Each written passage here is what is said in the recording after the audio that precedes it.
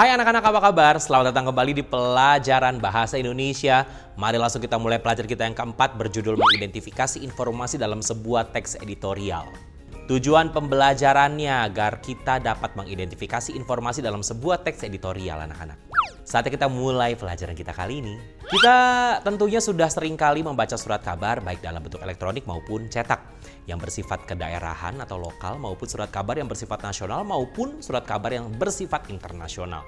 Dalam surat kabar umumnya menyajikan berbagai macam berita yang berisikan tentang fakta anak-anak maupun tentang opini. Dalam format penyajiannya pun sangat beragam sesuai dengan gaya dari redaksi dari surat kabarnya. Surat kabar merupakan kumpulan dari fakta maupun opini yang disajikan dalam bentuk berbagai macam berita yang menarik untuk dikonsumsi oleh publik. Editorial ataupun tajuk rencana merupakan salah satu bentuk opini yang disajikan dalam surat kabar. Mari kita kenal apa yang dimaksud dengan editorial tersebut.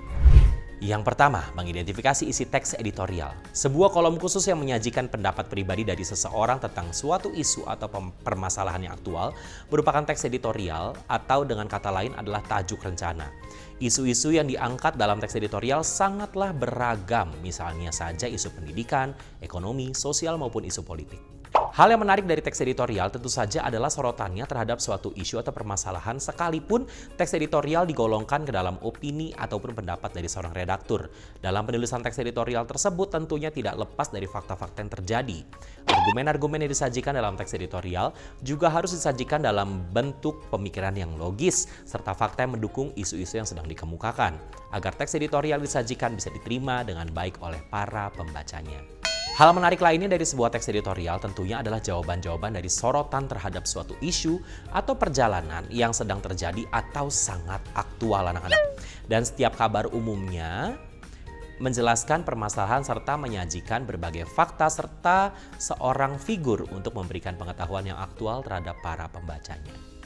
Selain itu, teks editorial lainnya ada yang berusaha untuk memberikan keyakinan, menginginkan, ataupun mempercayai para pembacanya terhadap suatu isu ataupun permasalahan yang sedang terjadi. Umumnya, pendapat yang bertentangan akan digambarkan lebih buruk. Namun selain daripada itu, ada juga teks editorial yang disajikan dalam suatu permasalahan yang disajikan aktual untuk para pembacanya. Teks editorial dalam bentuk tersebut biasanya mempunyai tujuan untuk mengidentifikasi permasalahan serta untuk membuka mata halayak agar lebih fokus serta lebih memperhatikan pada sebuah permasalahan. Sekalipun penyajian dalam teks editorial yang sangat beragam, tentunya suatu teks editorial dibangun atas beberapa unsur-unsur penting di dalamnya. Seperti yang telah kita ketahui sebelumnya, jika teks editorial juga merupakan salah satu bentuk dari teks eksposisi yang mempunyai tujuan untuk mengklarifikasi, menjelaskan, serta mengevaluasi.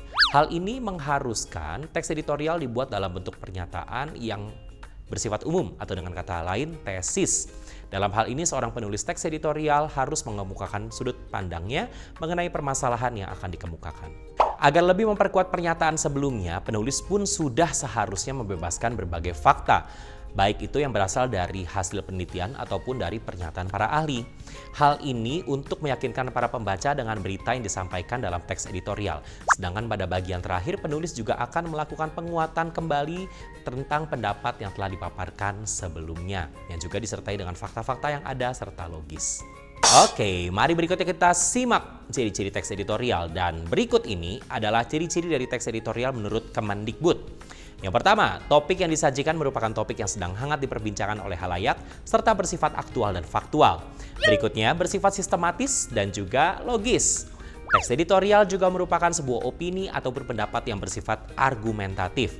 Dan teks editorial diulas sangat menarik untuk dibaca karena kalimat yang dituliskan singkat, padat, dan juga jelas. Ada beberapa jenis-jenis teks editorial anak-anak. Yang pertama, interpretatif editorial, yang adalah teks yang bertujuan untuk menjelaskan isu yang disajikan dengan fakta dan figur untuk memberikan pengetahuan. Berikut yang kedua, kontroversial editorial, merupakan teks yang disajikan dengan tujuan meyakinkan para pembaca serta menumbuhkan rasa kepercayaan para pembaca terhadap suatu isu yang biasanya dicirikan dengan pendapat yang disajikan, digambarkan lebih buruk serta berlawanan. Berikutnya, explanatory editorial, merupakan teks yang disajikan dengan tujuan untuk mengidentifikasi masalah serta membuka wawasan masyarakat dalam memahami atau memperhatikan isu yang sedang terjadi. Sekarang mari kita simak contoh teks editorial berikut ini. Contoh teks editorial, pentingnya kesehatan. Pernyataan pendapat atau tesis. Kesehatan merupakan bagian yang sangat penting dalam kehidupan bagi setiap individu.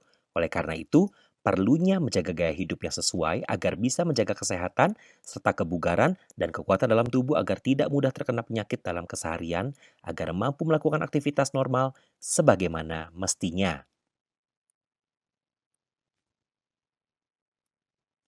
Namun kita semua mengetahuinya, jika penanganan penyakit menular belum sepenuhnya begitu berhasil sehingga hal ini bisa menimbulkan beban ganda penyakit.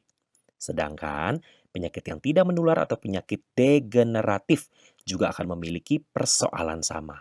Bahkan tidak menutup kemungkinan sejumlah orang yang terkena penyakit tidak menular bisa meningkat dengan cepat sehingga bisa menjadi bagian dari penyakit pembunuh pada tingkat nomor 1.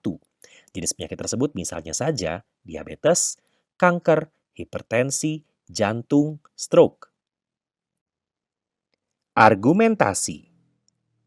Dilansir dari data Kementerian Kesehatan atau Kemenkes, dapat disimpulkan bahwa penyebaran penyakit relatif merata di setiap kota-kota besar maupun kota-kota kecil. Hal ini menandakan bahwa keadaan kesehatan serta penyakit yang ada pada masyarakat telah mengalami pergeseran sejak dalam kurun beberapa waktu. Oleh karena itu, sangat diperlukan penyuluhan tentang kebiasaan gaya hidup yang baik, seperti misalnya dengan menjaga pola makanan dan minuman yang sehat, serta lebih memperhatikan kandungan gizi yang terdapat pada makanan maupun minuman yang dikonsumsi dalam kehidupan sehari-hari. Dalam melakukan perubahan pola yang dilakukan, ternyata bersamaan dengan adanya demografi yang menyatakan bahwa lebih besar jumlah penduduk yang masih berada di usia produktif dibandingkan jumlah penduduk yang berada di usia yang tidak produktif.